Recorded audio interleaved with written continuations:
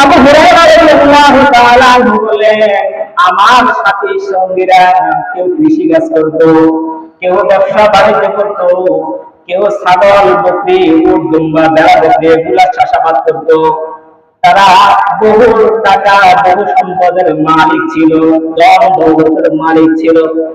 আমি আবু হুরায়রা ধন সম্পদ কিছু ছিল না, কৃষিকাজ কিছু ছিল না, উট বকরি কিছুই ছিল না, চাষাবাদের সামগ্রী আমার ছিল না। আমি সর্বদা রাসূলুল্লাহ সাল্লাল্লাহু আলাইহি ওয়াসাল্লামের দরবারে করে থাকতাম। রাসূল সাল্লাল্লাহু আলাইহি ওয়াসাল্লামের দরবারে করে থাকতেন। যদি রাসূল সাল্লাল্লাহু আলাইহি ওয়াসাল্লামের কাছে কিছু আসতো, তাহলে রাসূল সাল্লাল্লাহু আলাইহি ওয়াসাল্লাম আমাদেরকে দিতেন। যতটুকু দিতেন ততটুকু থেকে খেয়ে আমরা খেয়ে পরে সন্তুষ্ট থেকে জীবন যাপন করতাম। আমার অবস্থা এমন হয়ে যেত, কখনো কখনো ক্ষুধার যন্ত্রণায় আমি উপুট হয়ে পড়ে থাকতাম। মানুষেরা মনে করতো আমার মিগ্রি ব্যারাম হয়েছে। মানুষ আমাদেরকে জুতা দিয়ে পিটা দিত, চামড়া দিয়ে জুতো দিয়ে পিটা দেয় না মিগ্রি ব্যারাম রোগীকে। আবু হুরায়রা রাদিয়াল্লাহু তাআলা আনহু বলেন, মানুষ মনে করতো আমার মিগ্রি ব্যারাম হয়েছে, আমাকে জুতা আমার নাকে দিত, আমাকে পিটা দিত। অথচ আবু হুরায়রা রাদিয়াল্লাহু তাআলা আনহু মিগ্রি ব্যারাম ছিল না, ক্ষুধার যন্ত্রণায় মাটিতে চটপট করতে।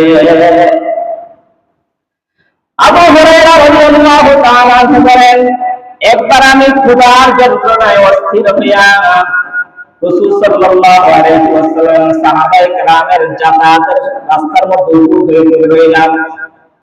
হঠাৎ করে আবু বকর রাদিয়াল্লাহু তাআলা আসছে।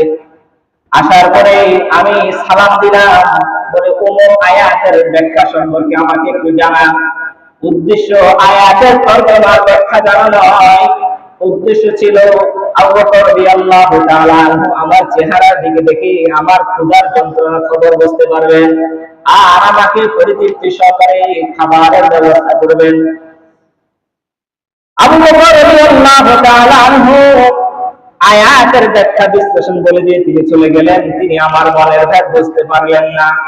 কিছুক্ষণ পর হযরত ওমর রাদিয়াল্লাহু তাআলা আসলেন। আসার পরে আমি দাঁড়িয়ে গেলাম, বলছি ওমর আয়াতের ব্যাখ্যা সম্পর্কে আমি একটু জানতে চাই। উদ্দেশ্য ছিল আয়াতের ব্যাখ্যা জানা নয়, আমি যে অভাবী, আমি যে ক্ষুধার্ত এই বিষয়টা জানা নেওয়া। কিন্তু ওমর রাদিয়াল্লাহু তাআলা বুঝতে সক্ষম হলেন না। কিছুক্ষণ পর প্রিয় নবী সাল্লাল্লাহু আলাইহি ওয়াসাল্লাম আসেন। আসার পর রাসূল সাল্লাল্লাহু আলাইহি ওয়াসাল্লাম আবু হুরায়রা রাদিয়াল্লাহু তাআলা আনহুর চেহারা দেখে বুঝতে পেরেছেন। রাসূল সাল্লাল্লাহু আলাইহি ওয়াসাল্লাম মুস্কি মুস্কি হাসে। আবু হুরায়রা রাদিয়াল্লাহু তাআলা আনহু বলছে, আসো আমার সাথে আসো। রাসূল সাল্লাল্লাহু আলাইহি ওয়াসাল্লাম হযরত আবু হুরায়রা রাদিয়াল্লাহু তাআলা আনহু নিয়ে বাড়িতে গেলেন। স্ত্রীর পরামর্শ করে ঘরে ঢুকলেন। হযরত আবু হুরায়রা রাদিয়াল্লাহু তাআলা আনহু ঘরে ঢোকার পারমিশন দিলেন। হযরত আবু হুরায়রা রাদিয়াল্লাহু তাআলা আনহু ঘরে ঢুকলেন। রাসূল সাল্লাল্লাহু আলাইহি ওয়াসাল্লাম স্ত্রীকে বললেন, খাবারের কি আছে? খাবারের জন্য দিয়ে দাও। মেহমান আসছে, মেহমানের জন্য খাবারের ব্যবস্থা করো। বলে আপনার অমুক সাহাবী আপনার জন্য এক পেয়ালা দুধ দিয়েছে, সেটাই আছে। বলে ঠিক আছে, সেটাই দাও। আবু হুরায়রা রাদিয়াল্লাহু তাআলা আনহু দীর্ঘদিনের অনাহারী অবাক ক্ষুধার্ত, দুধ এক পেয়ালা যখন আসছে মনে মনে ভাবছে হুজুর রাসূল সাল্লাল্লাহু আলাইহি ওয়াসাল্লাম খাবে আর আমি খাবো।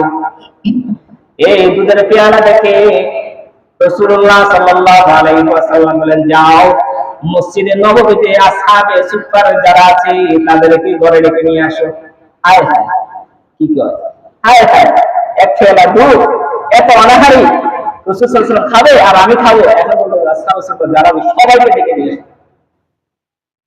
কম বেশি 70 জন আসহাবে সুফফার সদস্য ছিল মসজিদে নববীতে। মসজিদে নববীতে এইভাবে পড়ে থাকতেন। মসজিদে নববীতে আসহাবে সুফফার সদস্যরা পড়ে থাকতেন অভাব অনটনের মধ্যে দিয়ে। তখন রাসূল সাল্লাল্লাহু আলাইহি ওয়াসাল্লাম কোন বাণী আসে সেটা শুনবেন। হযরত আবু হুরায়রা রাদিয়াল্লাহু তাআলা আনহু বললেন, এক পেয়ালা দুধ, এটা রাসূল সাল্লাল্লাহু আলাইহি ওয়াসাল্লাম কি খাবে আর আমি কি খাবো? এখন বলতেছে আসহাবে সুফফার সবাইকে ডেকে নিয়ে আসো। কিছু করার নাই, রাসূলের নির্দেশ। আবু হুরায়রা রাদিয়াল্লাহু তাআলা আনহু রাসূলুল্লাহ সাল্লাল্লাহু আলাইহি ওয়াসাল্লামের নির্দেশে আসহাবে সুফফার সবাইকে ডেকে নিয়ে আসলেন। তো ঠিক আছে, এবার একজন একজন করে ফান করাও। আবু হুরায়রা রাদিয়াল্লাহু তাআলা বললেন, আমি হলাম সবচেয়ে বেশি ক্ষুধার্ত, রাসূল সাল্লাল্লাহু আলাইহি ওয়াসাল্লাম জানে, অথচ আমাকে বলার দরকার ছিল ঠিক আছে তুমি এবার খাও, বাকিদেরকে খাওয়াও। রাসূল সাল্লাল্লাহু আলাইহি ওয়াসাল্লাম তা করলেন না, বলে কি এক এক করে সবাইকে খাওয়াও।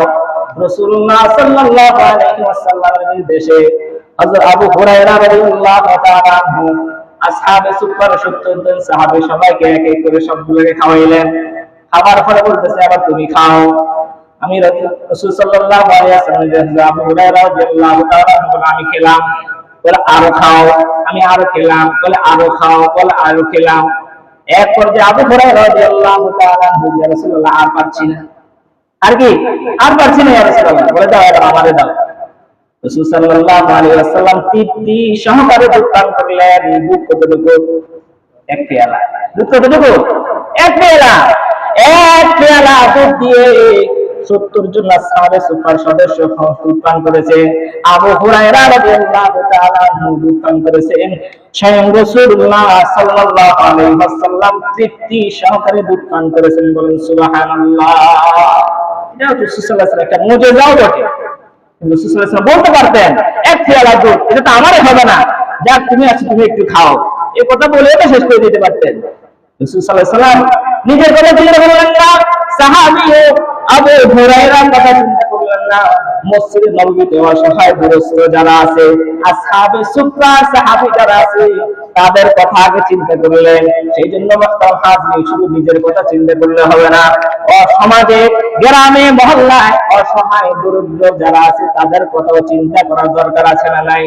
হ্যাঁ, আজকে আমরা ৩ বেলা ভাত মাছ গোস্ত দিয়ে ভাত খাই, কিন্তু আমার পাশের ঘরের বাচ্চারা যারা আছে, পাশের ঘরের প্রতিবেশী যারা আছে, তারা সপ্তাহে সপ্তাহ তাদের ঘরে চাল ডাল কিছুই থাকে না।